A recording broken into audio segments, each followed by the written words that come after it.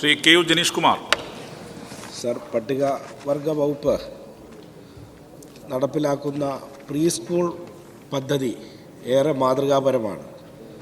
സംസ്ഥാനത്ത് എത്ര പ്രീ സ്കൂളുകൾ പ്രവർത്തിക്കുന്നുണ്ടെന്നും ഇവിടങ്ങളിലായിട്ട് എത്ര കുട്ടികൾ ഉണ്ട് എന്നും വിശദമാക്കാൻ കഴിയുമോ സാർ? Yes minister. സർ, നമ്മൾ പട്ടികവർഗ വിദ്യാർത്ഥികൾക്ക് വിദേശ പഠനത്തിനും മറ്റു കാര്യങ്ങൾക്കുമായിട്ട് നമ്മൾ ഒരുപാട് പദ്ധതികൾ സാർ നമ്മൾ നടപ്പാക്കി വരുന്നുണ്ട്.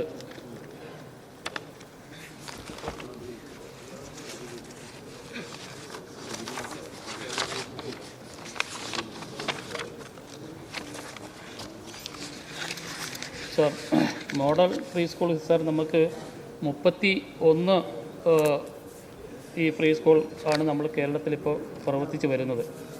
അതിൽ ഏകദേശം 500 കുട്ടികളാണ് സാർ ഇപ്പോൾ പഠനം നടത്തി വരുന്നത്.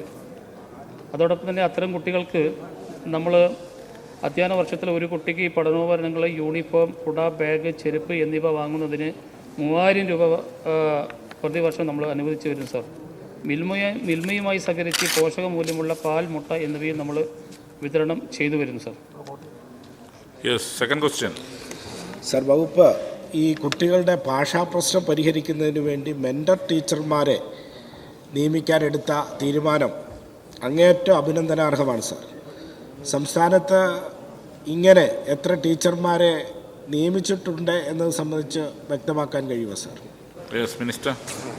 സർ, നമ്മളതിൽ ഈ ചില സ്കൂളുകളിൽ ഈ ഭാഷാ പ്രശ്നം ഒരു വിഷയമായിട്ട് വരാറുണ്ട് സാർ. അത്തരം കാര്യങ്ങൾ പരിഹരിക്കുന്നതിന് വേണ്ടിയിട്ടാണ് ഈ ഗോത്രബന്ധു എന്ന നിലയ്ക്ക് മെൻ്റർ ടീച്ചർമാരുടെ ഒരു നിയമനം നമ്മൾ നടത്തിയിട്ടുള്ളത്. പാലക്കാട്, വയനാട്, മലപ്പുറം ജില്ലകളിലായിട്ടാണ് സാർ നമ്മൾ ഈ നിയമനം നടത്തിയിട്ടുള്ളത്. ആകെ 326 മെൻ്റർ ടീച്ചർമാരെയാണ് സാർ ഇപ്പോൾ നമ്മൾ നിയമിച്ചിട്ടുള്ളത്. പ്രതിദിനം 750 രൂപയാണ് അവർക്ക് വേതനം കൊടുക്കുന്നത്.